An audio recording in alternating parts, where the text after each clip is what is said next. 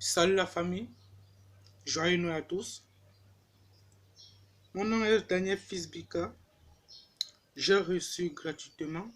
Je vous dispense gratuitement.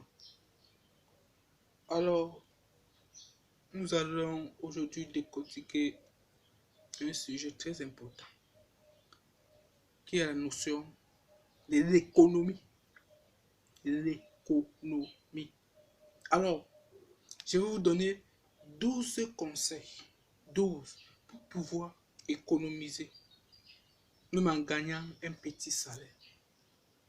Alors, si tu es prêt, prends une feuille, un stylo, essaie de noter ces 12 conseils, car ils te seront très bénéfiques. Ok, le tout premier conseil, calculez vos dépenses fixes mensuelles. Calculez vos dépenses fixes mensuelles.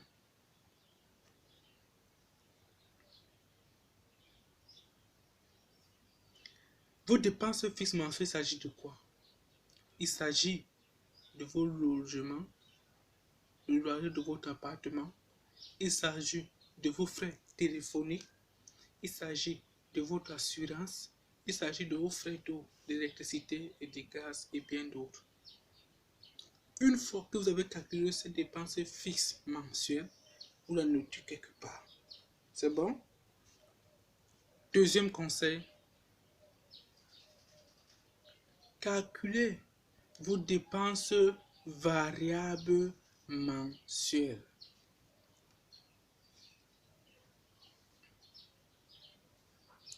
J'ai dit deuxième conseil, calculez vos dépenses variables mensuelles. Les dépenses variables mensuelles, il s'agit de l'alimentation, la restauration, le transport, la santé, les cadeaux. Si vous avez fini de calculer, vous la notez également de côté, car nous allons revenir. Troisième conseil, calculez vos dépenses impulsives. Dépenses impulsives. Beaucoup plus, c'est-à-dire les choses inutiles que vous achetez au quotidien. Des choses imprévues. Vous devez également les noter et les calculer. C'est mon troisième conseil, non? Ok. Si vous avez fini ces trois conseils, maintenant revenons. Quatrième conseil, calculez vos revenus mensuels. Oui, calculez ce que vous gagnez mensuellement. Si vous avez également calculé ce que vous gagnez mensuellement, vous le mettez de côté. Analysez également votre budget mensuel. Cinquième conseil, analysez votre budget mensuel.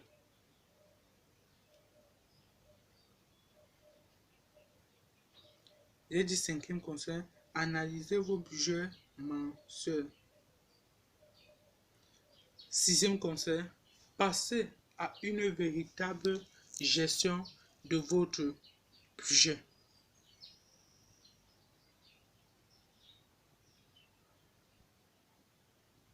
Et pour pouvoir gérer votre argent, il vous faut une gestion saine. Oui, beaucoup gagnent, beaucoup ici d'ailleurs, nombreux gagnent d'argent, mais ne savent pas gérer leur argent.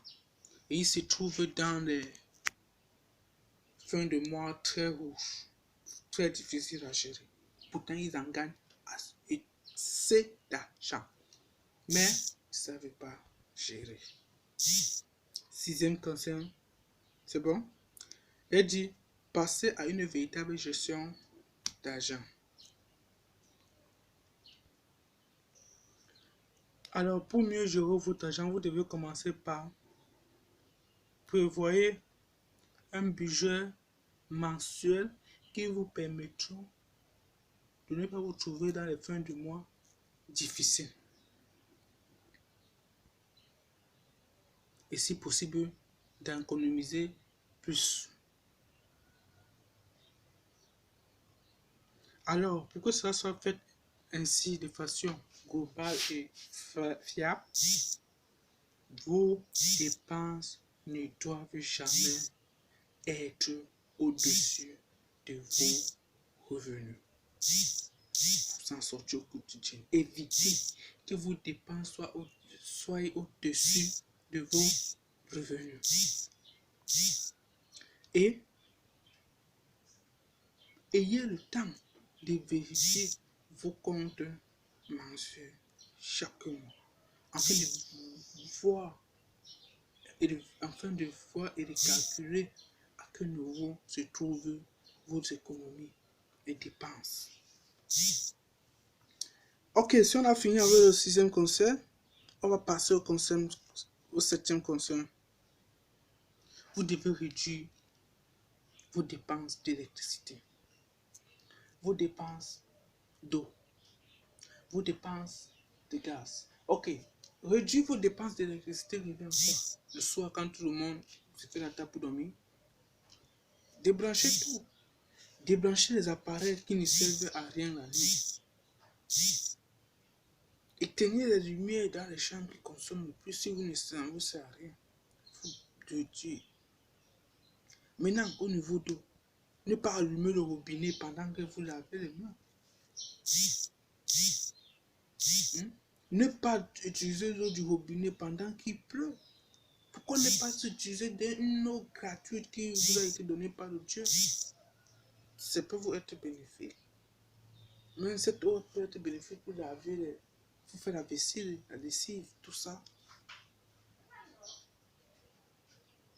Et évitez, en ce qui concerne le gaz, apprenez à utiliser du charbon.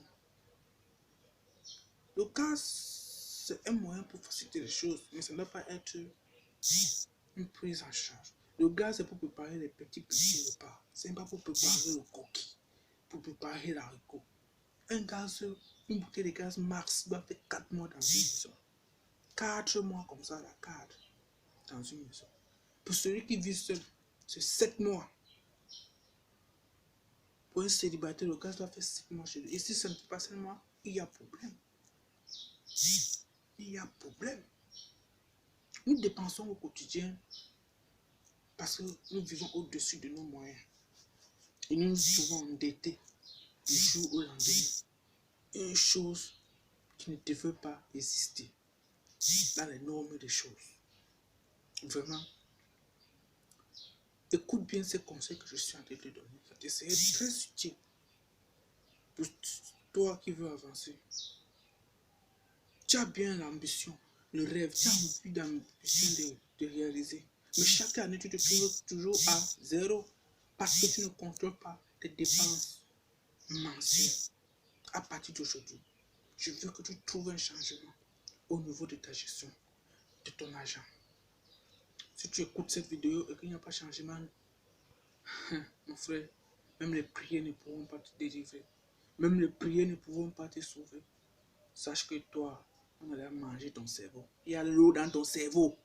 Faut que je te le dise ça. Il y a l'eau dedans. Oui, il y a l'eau.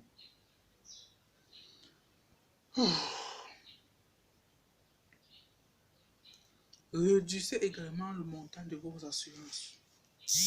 Oui. Réduisez également le montant de vos assurances. Parfois, l'assurance en une année, ça ne peut pas te servir. Il y a des années où tu passes, tu n'as pas d'inconvénient. Et où est partie cette assurance? C'est parti où? On appelle ça argent envolé, non? Et qui est perdant? C'est toi. Oui, c'est toi, Moula. Toi qui m'écoutes là, c'est toi qui es perdant. Terrible.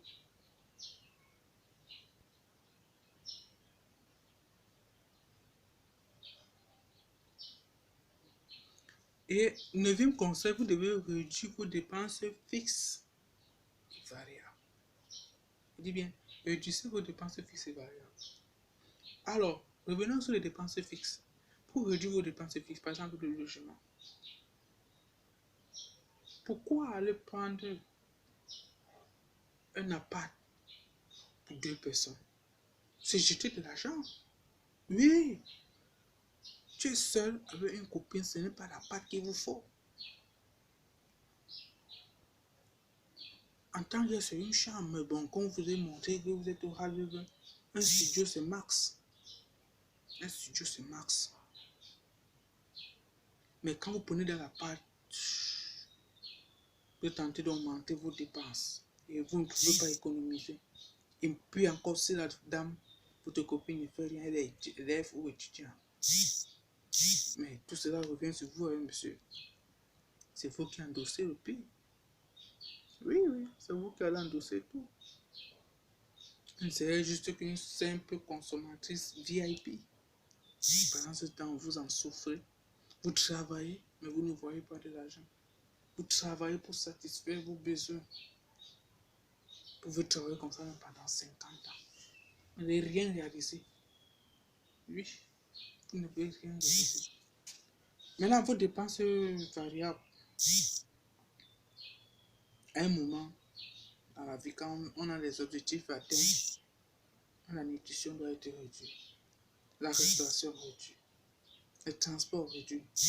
Parfois, il faut marcher. Ça fait partie du sport. Hein? Il faut parcourir des kilomètres à pied. C'est pas tuant. C'est important pour toi-même. Si, c'est important. Mais tu vois ça de façon autrement. Tu peux avoir un travail qui commence à 8 h, mais tu arrives au travail à l'heure. Tu arrives à l'heure. Avant 8 h même. Tous ces organisations, tu quittes chez toi. Aussitôt que possible, tu arrives à l'heure.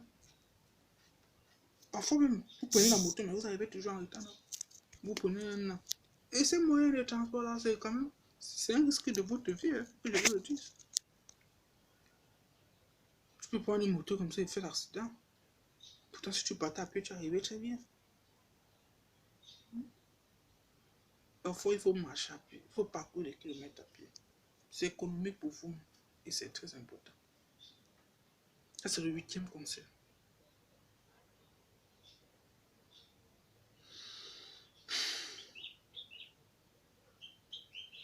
C'est le 9e conseil. Quant au 10e conseil, vraiment, Dieu, le meilleur des conseils que moi-même j'adore. J'adore ces conseils. Pensez toujours à épargner chaque mois. Épargnez toujours, toujours, toujours. Même s'il y a lambda, épargnez. Faites les efforts d'épargner chaque mois. En un an, ça vous sera très bénéfique. Et ça vous apportera un plus. Oh, ma batterie signale, les gars. C'est comme si je ne serais pas fini l'émission si ma batterie est en train de signaler. Aïe, aïe. Aïe, aïe, aïe. Attendez, patientez un peu. Oh, la batterie signale, me fait. Aïe, aïe, aïe. La batterie est en train de signaler. Je ne sais pas si je finis l'émission. Mais j'ai. Attendez, patientez-moi un peu. Ok, vu que nous sommes ceux qui disaient, pensez toujours.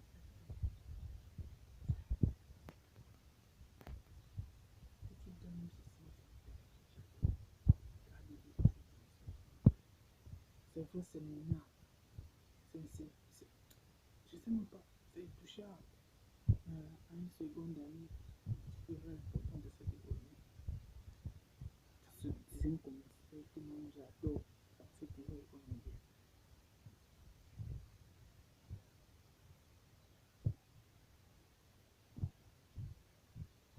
Pensez à économiser et placez vos économies, placez vos épargnes afin que cela puisse produire. Oui, plus tu épargnes, plus réfléchis à ce que cette épargne se multiplie. Ça, c'est le 11e commandement. 11e conseil. Pensez à multiplier. Pensez à produire vos épargnes, qu'elles puissent se multiplier. Et offre le 12e conseil que je devais vous donner pour ce soir. Générez vos revenus supplémentaires. Hmm? Je crois que c'était tout ce que je voulais vous dire pour ça. Mon nom est Daniel Fils Bika, votre énorme serviteur. À la proximité.